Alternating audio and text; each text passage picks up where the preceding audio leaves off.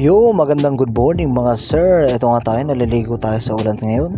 'Di ba? Ang sarap kasi magtampisaw sa ulan pag ganito kalakas. Hindi nga lang 'to yung unang ulan ng May na naliguan ko. Pero okay lang. At least agua desmayado naman 'to. Okay lang. Tapos na kasi agua de mayo kaya okay lang. Ito na. Sige, tara, ligo tayo guys. Tingnan mo kung gaano kami kasaya dito. Kasama ko pala yung mga pamangkin ko. Ito nga, ang una, si JJ. 'Di ba? Tuwang-tuwa kasi pinaalam ko sa mama niya.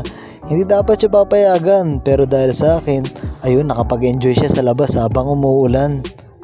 Let's go! Kuya, magano ka na? Family outing.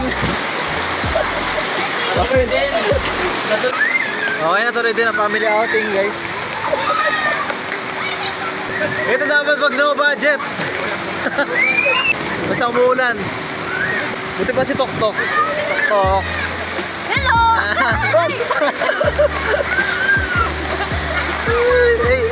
Hey!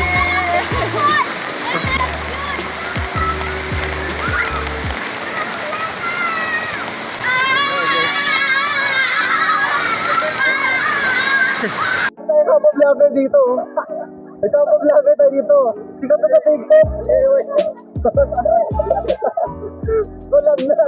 Yung phone protector. May phone protector ako dito. May monopod ako. Eto. This is my monopod, guys. O, diba? Ito ano, tunay na family outing. Sa labas ng bahay. Diba yung mga bagit? Hello, mga bagit. Hello. Brother Yellow. Malaking tulong talaga na itong ano ko, monopod. Okay, phone protector.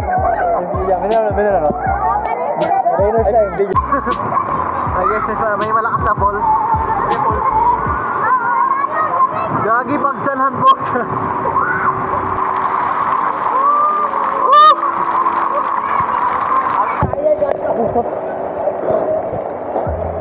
Napakasayang experience talaga nun.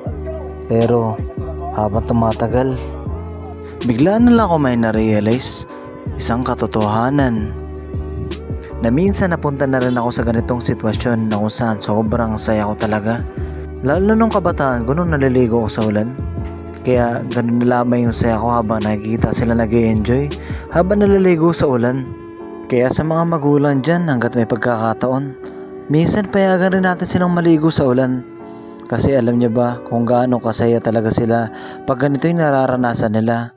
Yung tipong minsan lang sila maging bata, yung nagagawa nila, yung magtampisaw, sumaya at mag-enjoy sa ulan.